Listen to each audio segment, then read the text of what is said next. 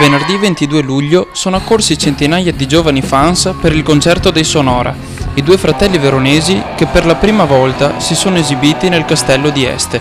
Uno spettacolo di musica, coreografie e tanto divertimento che ha appassionato il pubblico. La prima volta ad Este non è la prima volta nel Padovano, è una grandissima emozione, sì. Il castello di Este è bellissimo e siamo davvero felici di essere qui questa sera.